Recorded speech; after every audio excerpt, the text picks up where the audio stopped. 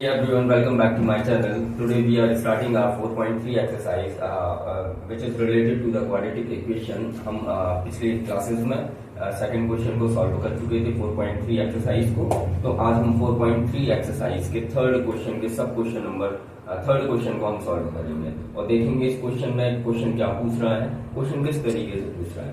और ये बच्चों, अगर आपके लिए कोई भी क्वेश्चन सॉल्व करने हैं तो हम किस तरीके से सॉल्व कर सकते हैं। अक्सर ये स्टूडेंट्स क्वेश्चन पूछते हैं कि सर हमें क्वेश्चन समझ में नहीं आता है, तो सबसे पहले उसका पहला ही रूल होता है कि सबसे पहले हम उसको सही तरीके से पढ़ें कि आखिर क्वेश्चन क्या पूछ रहा है। और जैसे ही अगर आपको पता चल जाएगा कि क्वेश्चन क्या पूछ रहा है तो आप उसको बड़े ही आसानी से सॉल्व कर सकते हैं। और जो उसके मेन कॉन्सेप्ट होते हैं, जो रियली जो छोटे छोटे कॉन्सेप्ट होते हैं, उन छोटे छोटे कॉन्सेप्ट को क्लियर करना होगा माइंड में। और जैसे ही आप क्लियर कर लेंगे माइंड में तो आप इजीली कोई भी क्वेश्चन, चाहे वर्ल्ड का किसी भी तरीके का क्वेश्चन आ जाए, तो आप उस क्वेश्चन को सॉल्व कर सकते हैं। तो चलिए इस सीरीज को कंटिन्यू करते हैं और क्वेश्चन नंबर थर्ड देखते हैं 4.3 एक्सरसाइज का। Is it possible to design a rectangular mango grove whose length is twice its breadth? एक रेक्टेंगुलर मैंगो ग्रोव का एक गार्डन तरीके का मान लो, एक रेक्टेंगुलर शेप में है जिसकी जो लेंथ है रेक्टेंगुलर मैंगो ग्रोव की जो लेंथ है वो ब्रेथ से 2 गुनी है। जो रेक्टेंगुलर मैंगो ग्रोव की जो लेंथ है, उस जो फील्ड की जो लेंथ है वो ब्रेथ से 2 गुनी है। तो let be the breadth of rectangular mango grove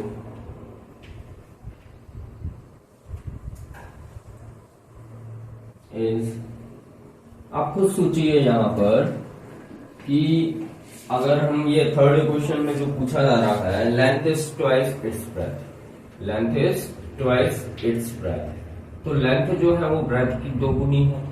length जो है वो ब्रेथ की 2 गुनी है। तो ब्रेथ कितनी होगी? तो ब्रेथ को हम एज्यूम कर लेते हैं कि ब्रेथ होगी x। ब्रेथ कितनी होगी? x होगी। और ब्रेथ अगर x होगी तो लेंथ उसकी 2x होगी। ब्रेथ अगर x होगी तो लेंथ उसकी 2x होगी। क्यों? क्योंकि length is twice its breath, length जो है वो ब्रेथ की 2 गुनी है। ब्रेथ अगर x होगी तो लेंथ कितनी होगी? Then the length will be 2x। अगर मैं सिंपल भाषा में लिखूं तो लेंथ आ गई 2x और ब्रेथ आ गई x। अब मैं क्वेश्चन को आगे पढ़ने जा रहा हूं। And the area is 800 metre square. और इस जो रेक्टेंगुलर मैंगो ग्रोव का जो ये पार्ट है, वो उसका जो एरिया है वो कितना है? 800 मीटर स्क्वायर है। कितना है? 800 मीटर स्क्वायर। तो बड़े ही हम अच्छे तरीके से जानते हैं कि एरिया ऑफ रेक्टेंगल क्या होता है और एरिया ऑफ रेक्टेंगल क्या होता है। और एरिया ऑफ रेक्टेंगल इस क्वेश्चन में कितना दिया है? इस क्वेश्चन में दिया बच्चों 800 मीटर स्क्वायर, 800 मीटर स्क्वायर दिया गया है। और एरिया ऑफ रेक्टेंगल होता कितना है? ये होता है लेंथ मल्टीप्लाई ब्रेथ। क्या होता है? Length multiply breadth. It means length multiply breadth equals to 800 metre square, 800 metre square. तो हमने लेंथ और ब्रेथ की वैल्यू निकाल चुके हैं। तो लेंथ और ब्रेथ की वैल्यू इसमें सिंपली अपन पुट कर देंगे। तो 2x multiply x equals to 800 metre square, 800 metre square. Then the length will be 2x square equals to 800। Then 2 1 2 4 8 00। Then x square equals to 400। और ये स्क्वायर हटाएंगे तो इस पर रूट लग जाएगा। Then x equals to root 400 and x equals to ये 400 का रूट क्या होता है बच्चों? 20 होता है, क्योंकि 20 सा क्या होता है? 400 होता है। 20 सा क्या होता है? 400 होता है। Now we have to put the value of x in this length values and breadth values। length is 2x, तो हम x की वैल्यू उसमें पुट कर देंगे। x की वैल्यू हमने कितनी फाइंड करी? 20 फाइंड करी, तो 20 डाल देंगे। तो 2 to the 4 and 0, तो लेंथ कितना आ जाएगा? 40 मीटर आ जाएगा। और ब्रेथ है x, ब्रेथ कितना बच्चों? x है। तो x का तो वैल्यू सीधा हम डायरेक्ट निकाल चुके हैं। कितना आया था? 20 आया था। तो उसकी जो लेंथ है रेक्टेंगुलर मैंगो ग्रोव गार्डन की वो हो जाएगी 40 मीटर और ब्रेथ हो जाएगी 20 मीटर। These are the final answers of this question. Length is 40 and breadth is 20 metre. इधर पे डायरेक्टली पूछा था वो find its length and breadth. Now we have to move on a fourth question. Fourth question is the following situation possible. तो fourth question जो दिया गया है इस पूरा बुक में जो मौजूद है, ये जो क्वेश्चन, इस क्वेश्चन में वो पूछ रहा है कि क्या ये सिचुएशन पॉसिबल है। अगर जो भी वो सिचुएशन देगा, तो अगर वो सिचुएशन पॉसिबल है तो आप उसको इजीली सॉल्व कर लेंगे, आप उसको इजीली एक्स की वैल्यू निकाल देंगे। अगर वो सिचुएशन पॉसिबल नहीं बनती है तो उसका आंसर ही नहीं आएगा, और आंसर नहीं आएगा इसका मतलब ये समझ लेना आप कि वो सिचुएशन पॉसिबल ही नहीं है। तो चलिए ठीक है, आगे क्वेश्चन बढ़ते हैं। Is the following situation possible if so determine there percentage. तो अगर ये जो सिचुएशन दी गई है क्या वो पॉसिबल है? अगर है तो डिटरमाइन करो कि इनकी प्रेजेंट एजेस क्या है। चलिए क्वेश्चन पढ़ते हैं। The sum of the ages of two friends is 20 years. तो यहाँ पर दो दोस्तों की एज का सम, दो दोस्तों की एज का सम कितना दिया गया है? 20 ईयर्स दिया गया है। दो दोस्तों की एज का सम 20 ईयर्स दिया गया है।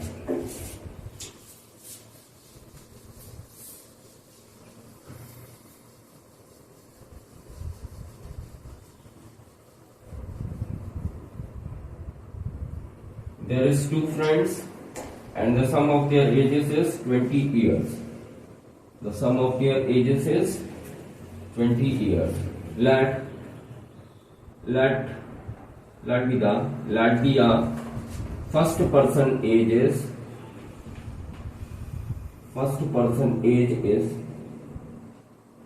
X years.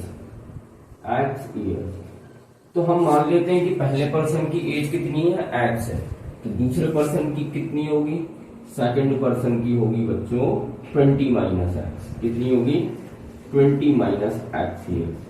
20 minus x year. अब तुम लोगों को सुनने में पता लग रहा होगा कि 20 ईयर्स कैसे होगी।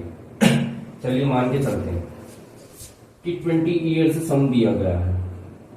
ऐसा मान के चलते हैं कि यहाँ पर मैं पहला दोस्त कहलाया और दूसरे दोस्त आप कहलाए, ठीक है। और आपकी एज अगर 10 ईयर्स है, अगर आपकी एज 10 ईयर्स है और हम दोनों की आपकी एज 10 ईयर्स है और मेरी भी एज 10 ईयर्स है, तो दोनों की एजेस का सम 20 आ रहा है। आपकी एज अगर 10 ईयर्स है, मेरी एज अगर 10 ईयर्स है, दोनों की एज का सम 20 आ रहा है। तो मैंने जो अपनी एज है वो क्वेश्चन में नहीं दी गई है, तो मैंने अपनी एज क्या मान ली? एक्स मान ली। एक्स मतलब 10। तो वो जो सम आया है 20, अगर 20 से मैं आपकी एज माइनस कर दूंगा, 20 से अगर मैं आपकी एज माइनस कर दूंगा तो 10 आ जाएगा कि नहीं आ जाएगा? इसीलिए, और अगर इसको प्रैक्टिकली देखा जाए तो प्रैक्टिकली देख लो, अगर ऐसे समझ में नहीं आ रहा है, दोनों की एजेस का सम x plus 20 minus x plus 20 minus x plus x cancel, तो कितना आ गया? 20। इसका मतलब ठीक बता रहा हूं ना, मतलब पहले दोस्त की एज हो जाएगी x और दूसरे दोस्त की एज हो जाएगी 20 minus x. Now we have to move forward 4 years ago। 4 years ago means 4 साल पहले। The product of their ages in year was 48। 4 साल पहले, तो 4 साल पहले ये पहला पर्सन कितने का होगा? x माइनस 4 का होगा। कितने का होगा? x माइनस 4 का होगा। और 4 साल पहले उन दोनों फ्रेंड्स की एज का प्रोडक्ट, मतलब उन दोनों की एजेस को मल्टीप्लाई करना है। 4 साल पहले की बात चल रही है। 4 साल पहले ये x माइनस 4 का होगा, प्रोडक्ट कर दो, प्रोडक्ट मीन्स मल्टीप्लाई होता है, और ये लिख दो 20 माइनस एक्स माइनस 4। उन दोनों की एजेस का प्रोडक्ट कितना था? 48 था। तो हमें क्या डिटरमाइन करनी है? हमें इनकी प्रेजेंट एज डिटरमाइन करनी है। क्या इनकी प्रेजेंट एज आ सकती है? देखते हैं। x minus 4, 20 minus 4, 16 minus x equals to 48। Now we have to multiply this number. x का पहले 16 में कर दो तो 16x, और x का x में कर दो माइनस एक्स स्क्वायर। माइनस 4 का 16 से कर दो तो माइनस 64 और ये माइनस माइनस प्लस हो जाएगा, 4 का x में कर दो 4x इक्वल्स टू 48। अब हम क्या करने वाले हैं, माइनस एक्स स्क्वायर को आगे लिख लो, फिर x वाली टर्म को ये देखो, ये x वाली टर्म है, एक ये है, तो 16 और 4 कितना हो जाएगा 20 प्लस 20x, और ये बिना x वाली को माइनस 64 और ये 48 को ट्रांसफर कर लो इक्वल्स टू 0। इधर आएगा minus x square plus 20x और ये माइनस माइनस प्लस हो जाएगा और इसको प्लस कर दो, 2 कैरी 1 7 8 9 10 11, तो 112 क्या आ गई 112 इक्वल्स टू 0। अब हम इसमें देखो, इसमें अगर आगे सबसे आगे माइनस का साइन होता है, हम क्या कर लेते हैं प्लस बनाते हैं। इसको कैसे बनाएंगे प्लस, माइनस का मल्टीप्लाई करके। इस पूरे एक्सप्रेशन में जैसे ही हम माइनस का मल्टीप्लाई कर देंगे तो सारे साइन अपोजिट हो जाएंगे, ये नेगेटिव हो जाएगा, ये पॉजिटिव हो जाएगा इक्वल्स टू 0। क्लियर। अब क्या करेंगे अपन फिर, अब अपन इसको देखेंगे कि ये इक्वेशन क्या सॉल्व हो रही है या फिर नहीं हो रही है। सॉल्व हो रही है, अगर हमें एक तरीके से ये फर्स्ट क्वेश्चन है, नेचर ऑफ रूट बताना है कि रूट का नेचर क्या है। अगर रूट के अंदर अगर नेगेटिव में वैल्यू आई तो आंसर नहीं आएगा। चलिए देखते हैं, तो वो देखने के लिए हम डिस्क्रिमिनेंट का फॉर्मूला लगा देते हैं। डिस्क्रिमिनेंट क्या होता है, बी स्क्वायर माइनस 4ac। तो इधर लिखेंगे बी स्क्वायर, बी का वैल्यू कितना है माइनस 20 का स्क्वायर माइनस 4, ए मतलब 1 और सी मतलब 112। तो माइनस का स्क्वायर पॉजिटिव हो जाएगा, 20 का स्क्वायर 400 होता है, माइनस 112 का मल्टीप्लाई किसमें कर दो 4 से कर दो, 448 इक्वल्स टू माइनस करेंगे कितना आ जाएगा -48। क्या आ जाएगा -48। तो आप खुद बताइए, रूट के अंदर माइनस का अगर कोई डिजिट आ जाएगा तो क्या वो इरेशनल नंबर नहीं होगा। Yes, it is a irrational number. और अगर ये इरेशनल नंबर आता है इसका मतलब हम इनकी एजेस को डिटरमाइन नहीं कर सकते हैं। हम इनकी एजेस को डिटरमाइन नहीं कर सकते। क्यों नहीं कर सकते हैं, क्योंकि ये क्वाड्रेटिक इक्वेशन सॉल्व ही नहीं होगी, और जब ये क्वाड्रेटिक इक्वेशन सॉल्व ही नहीं होगी तो हम x की वैल्यू कैसे निकाल सकते हैं। x की वैल्यू पॉसिबल ही नहीं है कि निकाल दें अपन। इसीलिए अपन क्या लिख सकते हैं इसमें, these situations are not possible. These situations are not possible. These situations are not possible. Now we have to move on the next question, which is fifth question. Is it possible to design? इसमें भी वही possibility पूछ रहा है, क्या वो possible है, क्या आप इन सिचुएशंस को फॉलो करते हुए क्या आप आंसर निकाल सकते हैं। अगर आप आंसर निकाल सकते हैं तो सिचुएशन को यस लिख दीजिए, yes this is the correct situation. तो हम इसको चेक करते हैं, क्वेश्चन नंबर 5 करते हैं, चेक करते हैं। लास्ट में एक लाइन लिखने की जरूरत पड़ेगी जो मैंने बताई, यस ये no this situation is wrong, this is a wrong situation.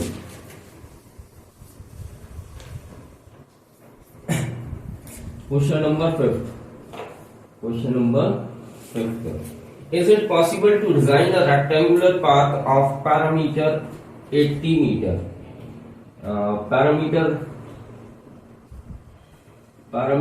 of a rectangular path. Parameter of a rectangular arc. कितना दिया गया है 80 मीटर दिया गया।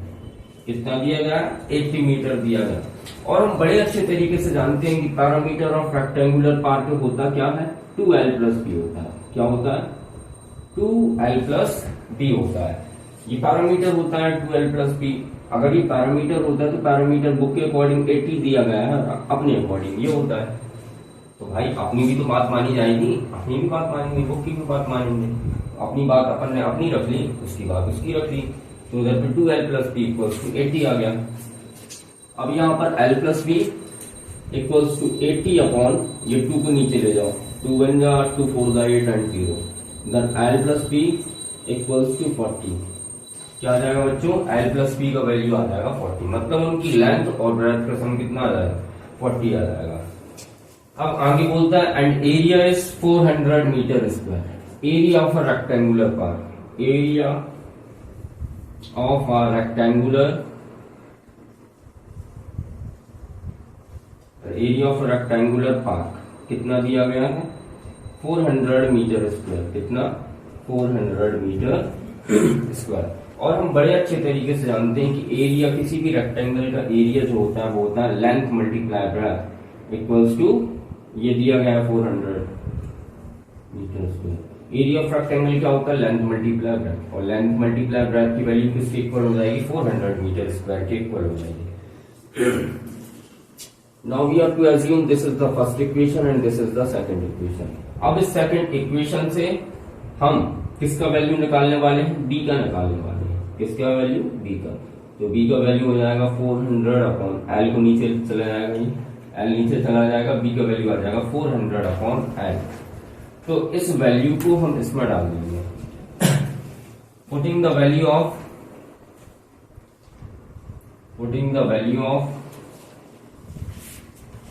b in equation first. तो फर्स्ट इक्वेशन क्या थी, l plus B equals to 40।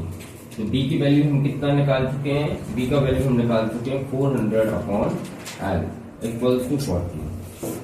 इधर पर l का मल्टीप्लाई l से हुआ, कितना आ जाएगा l square plus 400 equals to l का इधर पर हो जाएगा 400 l। क्लियर, ये स्टेप मैं फिर से दोहराऊंगा। l का मल्टीप्लाई l से करेंगे l स्क्वायर, 400 लिखेंगे इक्वल्स टू 40 l आ जाएगा, करेक्ट। अब 40 l को ट्रांसफर कर दो इस साइड, तो l स्क्वायर माइनस 40 l, और ये 400 जो पॉजिटिव है ना उसको लास्ट में रख लो, plus 400 equals to 0, plus 400 equals to 0। चलिए ठीक है, देखते हैं। अब मेरे को तो लग रहा है कि ये इक्वेशन सॉल्व हो जाएगी। अब ये कैसे सॉल्व होगी मैं बताता हूं मैं। देखो, पहले तो या फिर आप डिटरमिनेंट लगा सकते हैं, डिस्क्रिमिनेंट लगा सकते हैं। डिस्क्रिमिनेंट आप जैसे ही लगाएंगे तो आपको पता चल जाएगा कि ये इक्वेशन सॉल्व हो रही है। और ये जब इक्वेशन सॉल्व हो रही है तो आपको फार्मुला मेथड लगाना पड़ेगा। फार्मुला मेथड वही x equals to minus B plus minus root B square minus 4ac upon 2 है। ठीक है, तो वो प्रोसेस जो है लंबी हो जाएगी। इससे अच्छा मैं इसको फैक्टराइज ही कर देता हूँ, सीधा डायरेक्ट फैक्टराइज कर देंगे, सीधा आंसर आ जाएगा। तो ऐसे दो नंबर जिनका मल्टीप्लाई करने पर 400 आए, प्लस या फिर उन दोनों नंबर्स को प्लस या फिर माइनस करने पर 40 आ जाए, ऐसे वो दो नंबर है 20 मल्टीप्लाई 20 का 20 से मल्टीप्लाई करेंगे तो 400 भी बनेगा, और उन दोनों को प्लस कर देंगे तो 40 भी बनेगा। इसका मतलब 20 और 20 नंबर ठीक नंबर है। तो एल स्क्वायर, आप इसको जमाना इंपोर्टेंट है कि आप किस तरीके से इसको जमाएंगे। आप इधर पर चाहिए मेरे को -40l, क्या चाहिए -40l। तो एक काम करते हैं, इधर पर लिख देते हैं -20l एंड -20l, और ये लिख दो प्लस 400 इक्वल्स टू 0। अब देखो माइनस माइनस हो जाएगा, प्लस 20 और 20 40 हो जाएगा, लेकिन दोनों तरफ माइनस का साइन है, दोनों तरफ माइनस का साइन है, तो रिजल्ट नेगेटिव भी आ जाएगा, और 20 और 20 40 भी हो जाएगा, और 20 मल्टीप्लाई 20 400 भी होता है। क्लियर। चलो अब क्या करते हैं, अब इधर से l कॉमन निकाल लेते हैं। क्या कॉमन निकाल लेते हैं, l। तो क्या बचेगा, l -20 बचेगा, माइनस इधर से 20 कॉमन निकाल लेते हैं, और जब जैसे ही 20 कॉमन निकालेंगे तो l -20 इक्वल्स टू 0 इधर पे ही बचेगा। अब हम आगे बढ़ते हैं।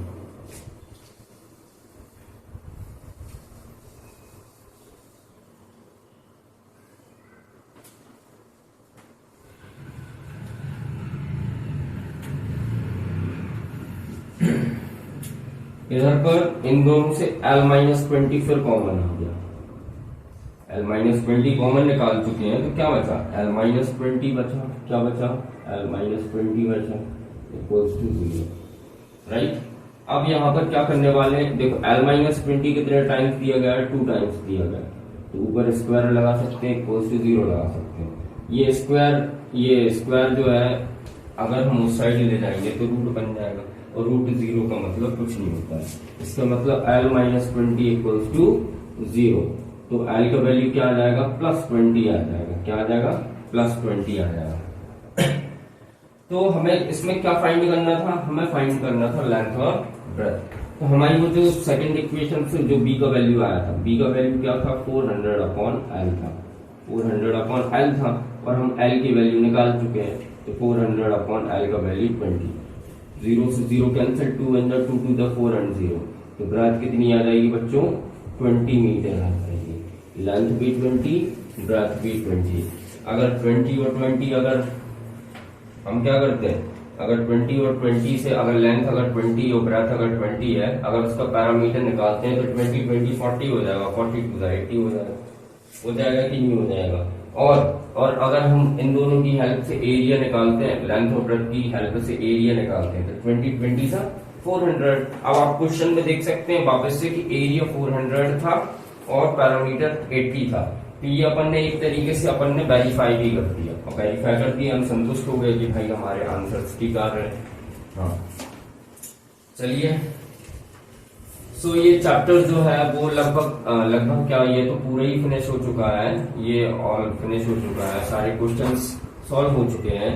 और अगर आपको अभी भी अगर कोई भी क्वेश्चन में अगर कोई प्रॉब्लम आता है किसी भी एग्जाम्पल में या फिर किसी भी क्वेश्चन में कोई भी प्रॉब्लम क्रिएट होती है, तो आप इस वीडियो के थ्रू इसका नीचे जाके कमेंट सेक्शन में आप वो कमेंट कर सकते हैं कि सर मेरे को ये इस क्वेश्चन में डाउट है, तो मैं उस पर वीडियो बनाने का प्रयास करूंगा और मैं कोशिश करूंगा कि आप लोगों के डाउट जल्दी से जल्दी सॉल्व हो जाए और आपका क्वाड्रेटिक इक्वेशन चैप्टर बहुत अच्छे तरीके से आप पे बनने लगे।